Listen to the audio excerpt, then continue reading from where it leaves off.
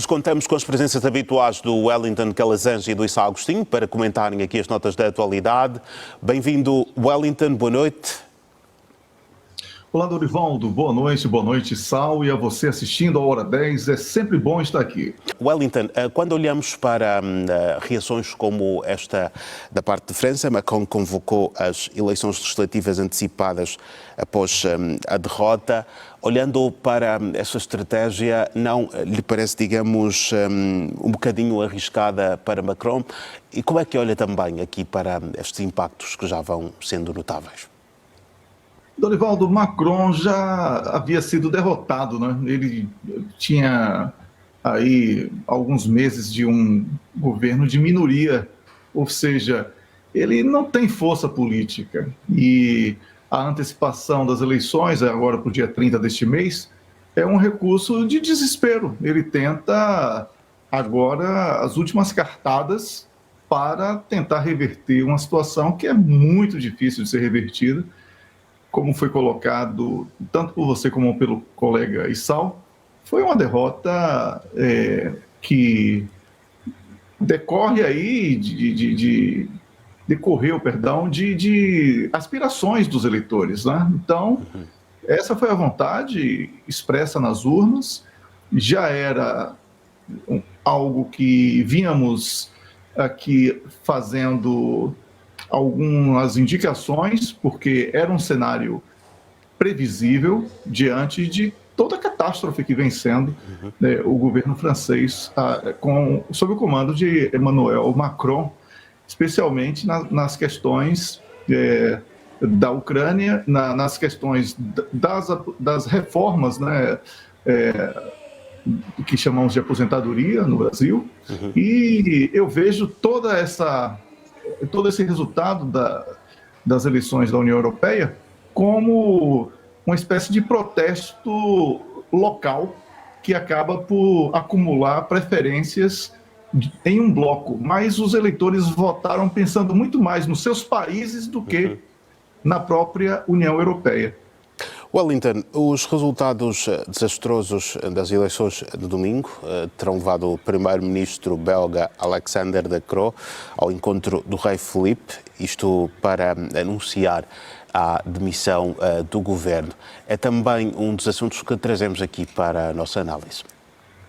Pois é, Dorivaldo, como foi falado na introdução do tema, os partidos nacionalistas, chamados Flamengos, né, ganharam as eleições na Bélgica, com um partido rotulado de extrema-direita, porque, como falou o colega Issal muito bem, eles são ajustados muito rapidamente, né, ao novo discurso depois das eleições. O partido de extrema-direita Vlaams Belang em segundo lugar. E, com isso, o partido do primeiro-ministro Alexander De Croo teve um desempenho pífio, enquanto os nacionalistas de direita mantiveram a liderança. E as eleições resultarão em difíceis negociações de coalizão para formar o novo governo. A Bélgica é dividida linguisticamente, como sabemos, com Valônia no sul e Flandres no norte, e os governos são formados por coligações de partidos de ambas as regiões.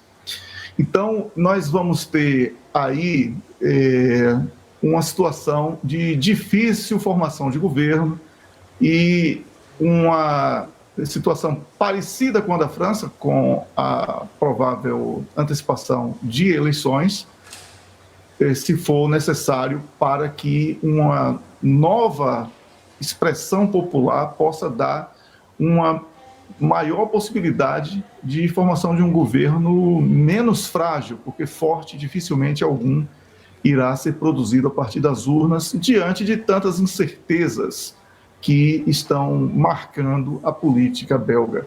Então, Dorivaldo, vamos ter muito que comentar sobre a Bélgica depois dessas eleições da União Europeia. Certo. Vamos então olhar para o terceiro assunto desta noite, e é exatamente para Israel que vamos olhar. O ministro do Gabinete de Guerra demitiu-se do governo de Netanyahu por falta de planos para o pós-guerra. É com Wellington que eu vou agora, portanto, olhar para este assunto. Wellington diz que não demonstra claramente um grande perigo para Netanyahu, mas o que é que isto acabará por significar também? Dorivaldo, quando a situação começa a ficar complicada, então nós vamos começar a observar o abandono, né, de uma nau à deriva ou de uma nau que está prestes a ser afundada. A situação de Netanyahu, ela é bastante delicada internamente e agora também do ponto de vista internacional. Por isso o ministro do Gabinete de Guerra pediu essa demissão, né, saiu do governo de Netanyahu, e não é porque faltam planos. O plano é muito claro, exterminar o povo da Palestina. Esse é o plano de Netanyahu. E ele defende isso abertamente. A questão é que isso poderá significar condenações bem duras no futuro próximo. E isso significa também que o mundo todo já não suporta mais as cenas de massacre contra civis da Palestina. Então, é uma fuga, né? E assim como acontecem em outras situações em que na política alguém vai perdendo a força, aqueles que estavam até muito tempo próximo como aliado, ele passa a ser até um ferrenho concorrente, rival e etc. Não surpreenderá se o ministro do Gabinete de Guerra, que pediu demissão, volte à cena política com o estatuto de opositor número 1 de Benjamin Netanyahu. Não é? Então, na política tem essas coisas aí, mas este debate ele é vazio do ponto de vista de resultado sobre o que interessa, né? Já que a grande notícia de Israel, ou envolvendo Israel, foi a aprovação de uma resolução proposta pelos Estados Unidos no Conselho de Segurança das Nações Unidas, de apoio a um cessar-fogo entre Israel e o Hamas na faixa de Gaza. Já vamos lá chegar, Wellington. Daqui a pouco vamos lá chegar. Sim. Não, eu peço desculpas por antecipar, mas apenas porque dá vontade. Eu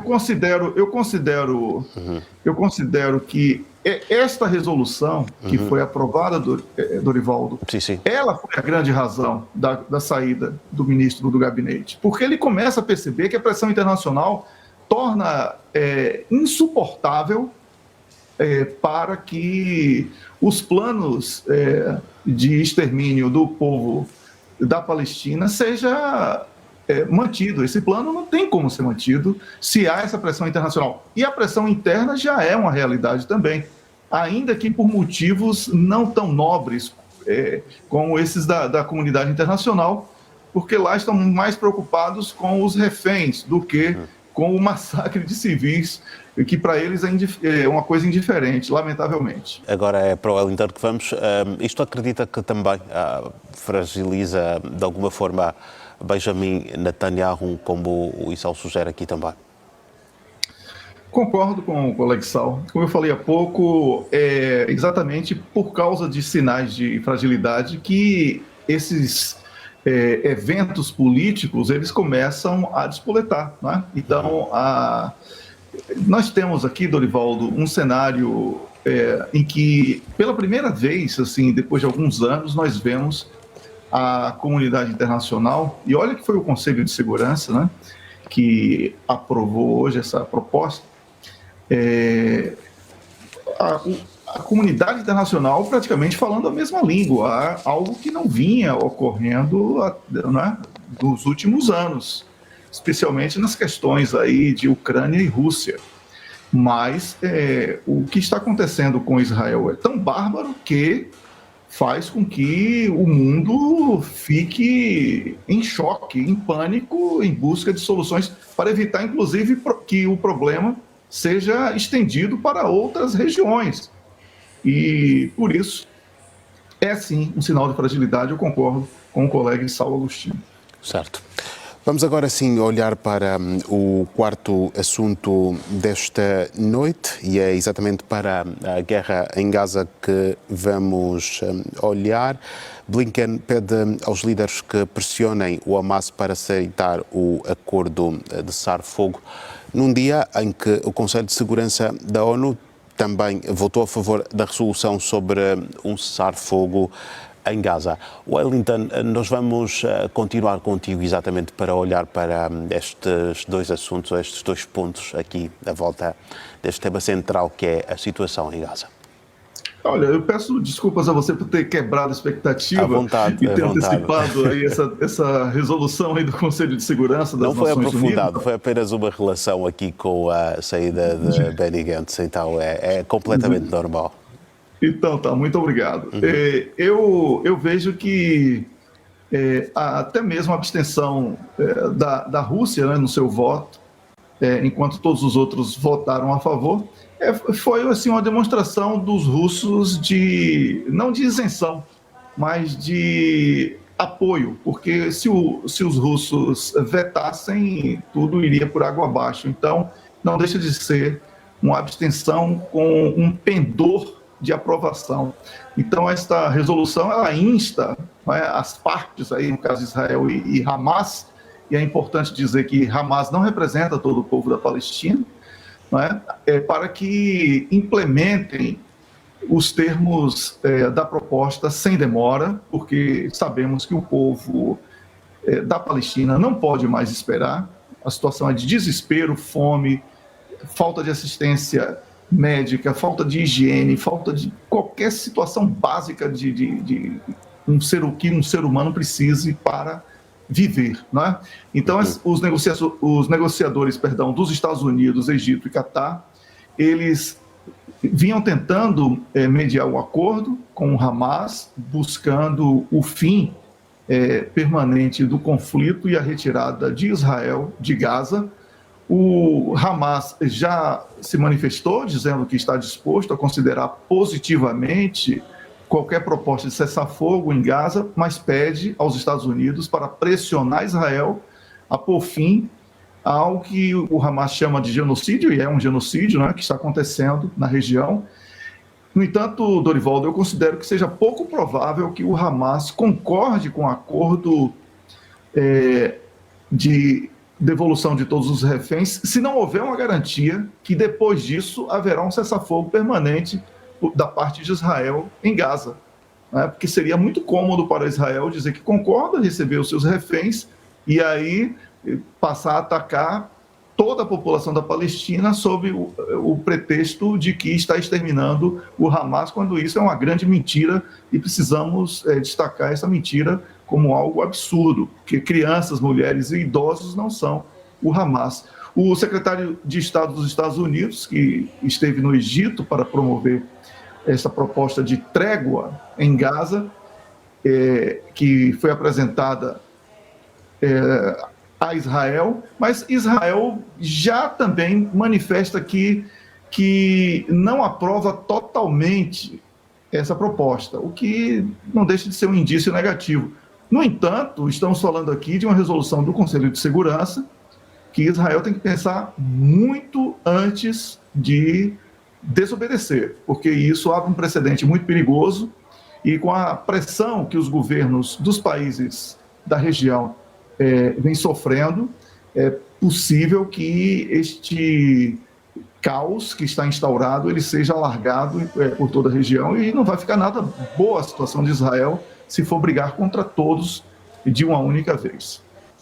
Bem, Wellington e Sal, é um assunto que não fazia parte, por acaso, aqui da nossa bateria de análises, apenas parte dos assuntos a noticiarmos, mas vamos querer também aqui conversar com vocês sobre um facto que também está a marcar a atualidade desta segunda-feira, que eu avanço já a seguir. O governo do Malawi leva ao conhecimento do público o desaparecimento esta segunda-feira do avião das Forças de Defesa do Malawi, que transportava o vice-presidente e outras 9 pessoas. Segundo a nota de imprensa assinada pela secretária do presidente e do governo do Malawi, Colin Zamba, O avião não conseguiu fazer a aterragem programada no aeroporto de Nzuzu, no norte do país, às 10h02, horário local, desta segunda-feira. Todos os esforços das autoridades da aviação para estabelecer o contacto com a aeronave desde que saiu do radar falharam até o momento, lê-se na nota de imprensa divulgada. Sobre este acontecimento, o presidente do Malawi, Lázaro Chakwera, ordenou a todas as agências regionais e nacionais que conduzissem uma operação imediata de busca e salvamento, isto para localizar o paradeiro da aeronave. O líder do Malawi cancelou também a sua partida prevista para as Bahamas, onde iria participar de uma reunião do Afreximbank. Entretanto, a nota de imprensa da Presidência da República termina com a promessa do governo do Malawi de ir atualizando toda a informação sobre o desaparecimento esta segunda-feira do avião das Forças de Defesa do Malawi que transportava o vice-presidente daquele país. Wellington, vamos começar então por ti. Muito ainda não se pode dizer porque a nota acaba por ser também de alguma forma incerta, à volta do que terá realmente acontecido e o paradeiro desta aeronave muito menos mencionado aqui também. Exatamente. As informações oficiais elas ainda não são conclusivas, não há confirmação de morte, não é? Nós sabemos que o avião transportava não apenas o vice-presidente do Malawi, mas também outras 9 pessoas que também estão desaparecidas a partir da perda do contato entre o aparelho e as bases de comunicação em terra. Há uma busca intensa em andamento para encontrar o avião na área próxima ao aeroporto internacional de Neu. E também o governo do Malawi solicitará, já solicitou, na verdade, assistência de países como a África do Sul para ajudar na busca.